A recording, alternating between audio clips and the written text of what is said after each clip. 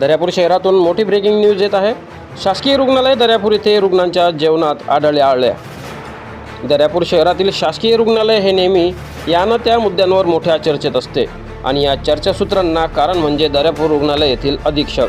दर्यापूर शहरातील रुग्णालय येथे आज ॲडमिट असलेले रुग्ण यांच्या जेवणात अळ्या निघाल्याचा धक्कादायक बातमी समोर आली आहे।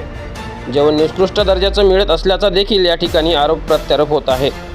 या प्रकारामुळे दर्यापूर रुग्णालयाचे अधीक्षक हे नागरिकांच्या जीवाशी खेळत असल्याचे स्पष्ट होत आहे। कारण अधीक्षकांनी जर व्यवस्थितरित्या व्यवस्था दिल्या तर ही बाब कधीच येणार नाही। मात्र हम करे सो कायदा असे वागणारे अधीक्षक यांच्या भोंगाळ कारभारामुळे नागरिक आता त्रस्त झाले आहेत। यावेळी रुग्णालयामध्ये उपचार घेण्याकरिता आलेल्या रुग्णांसोबत महिला यांनी हा प्रकार उघडकीस आणला आहे। ही एवढी मोठी बाब आता तरी शासनाच्या लक्षात येईल का? दर्यापूर रुग्णालयाच्या अधीक्षकांवर कारवाई होईल का की आमदार खासदार यांच्या आशीर्वादाने हे प्रकरण दबून जाईल असा सवाल नागरिक करत आहेत। अमरावती माझा न्यूज आदेश खांडेकर दर्यापूर।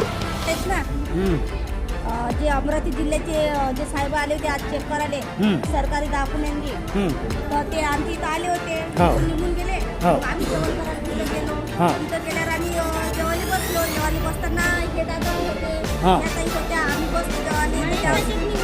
यांनी आम्हाला सांगितलं का याच्यामध्ये काहीतरी आहे म्हणजे मग चेक केलं, मी पाहिलं सोडा काय म्हणून हे सोड्याचं काय का बा मिरी आहेत म्हणून मोहरी आहे।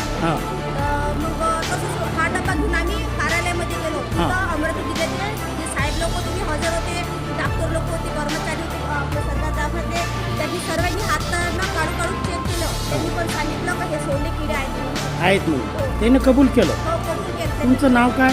माझं मीना वाघपांडे। मीना वाघपांडे। कोण आहे तुमचं बिमारी इथं? माझ्या 2 मुली आहेत, माझा भाचा आहे। माझा तुमचा भाचा आहे। यानं अगोदर याची भाजी खाल्ली पण इथं बसून। असं आणि नंतर यानं जेवण केलं, हा झोपला किती लोकांनी डबे घेतले असे? सर्वच लोकांनी घेतले, सर्वांनी घेतले। तुमच्या याच्यात काय निघालं? निघाला तर नाही पहिले दाखवलं तर ते बाई आली माझ्याजवळ, ते सर लोक गेले, आम्ही तिथं गेलो तर सांगाले तर ते बाई म्हणे तुला कोणा सांगितलं म्हणे आगाऊपणा करायचा म्हणे, ते सरले काही नाही दाखवलं म्हणे, आम्हाला मला नोकरी जाईल म्हणे। मी म्हटलं मग आम्हाला मारून टाक म्हटलं, त्याच्यापेक्षा सर पेशंट मारून टाक, मरून राहिले का म्हणे पेशंट म्हणे, घरी निघत नाही का म्हणे, नाही आमच्या घरी निघत नाही अशी म्हणत जाय ते बाई, जाय म्हणे जेवण करून घे म्हणे, असं म्हटलं उद्धट भाषा दिली। ते सर गेले त्यावेळेस हसत जाते। असं का? सर जाताना सर गेल्याबरोबर सर्वजण हसत जात। म्हणजे त्याची मिले बघत आहे का?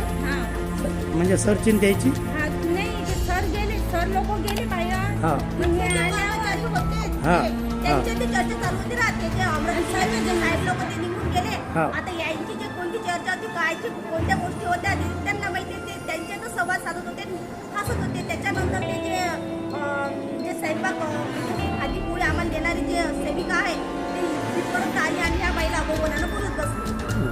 एवढा शांतपणा करून सांगत का म्हणे साहेबापर्यंत जाऊन तू दाखवायचा म्हणे, मेले का म्हणे पेशंट म्हणे। तुम्ही पेशंट कधी भरती केला इथं? कालच केले। कालच केला। काल दिनांक 29/8 आज 30/8।